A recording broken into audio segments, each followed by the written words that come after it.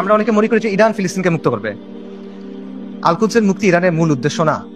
ইরানের মূল উদ্দেশ্য হলো মধ্যপ্রাচ্যে শিয়াদের যে ক্ষমতা এটা বৃদ্ধি করা, শিয়া অ্যাক্সিস বলে যেটাকে, এবং এটা সে করবে অ্যাট ইয়োর কস্ট। একটা কথা আছে গেম থিওরিতে, জিরো সাম গেম, যে তার শক্তি যত বাড়বে আপনার শক্তি তত কমবে। এটা বাস্তবতা। ইরানের সাথে ইসরায়েলের স্বার্থের দ্বন্দ্ব আছে, ইরানের সাথে আমেরিকার স্বার্থের দ্বন্দ্ব আছে, কিন্তু তার মানে কিন্তু ইরানের সাথে আপনারও দ্বন্দ্ব আছে।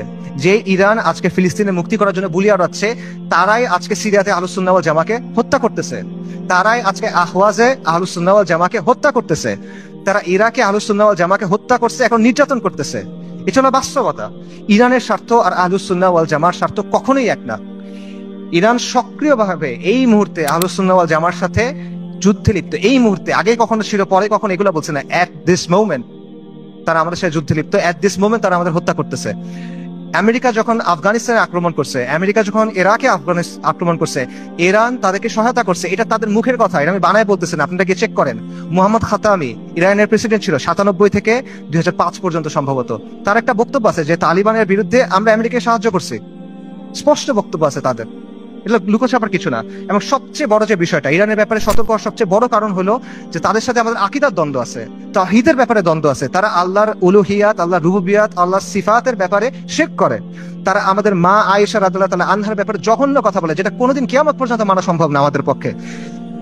তারা সাহাবায়ে কেরাম রাদিয়াল্লাহু তাআলা আনহুম আজমাইনকে তাকফির করে, এটা কোনোদিন পর্যন্ত মানা সম্ভব না। এগুলো কোনো ফুরুই বিষয় না ভাই।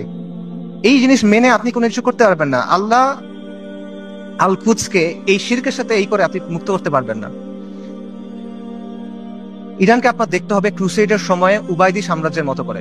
ক্রুসেডের সময়ে একটা সাম্রাজ্য ছিল, উবাইদি সাম্রাজ্য। এটাকে আপনারা অনেকে ফাতেমি খিলাফত নামে চিনেন।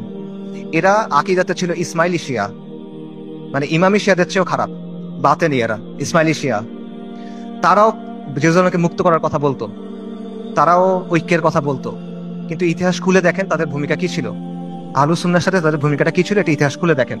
এবং এটা শুধু তখন না, এখনো এবং এর আগেও ছিল এরকমই। কাজেই ইরানকে আপনার উবাইদিদের একটা আধুনিক সংস্করণ হিসেবে দেখতে হবে।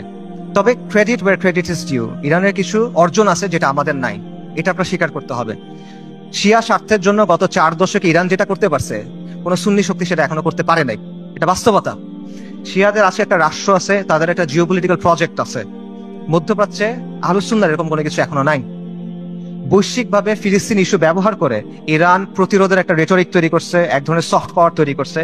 এটা আমরা তৈরি করতে পারি নাই, এগুলো বাস্তবতা। এই ক্রেডিট তাকে আপনি দেন, এই অর্জন স্বীকার করেন, কোনো সমস্যা নাই।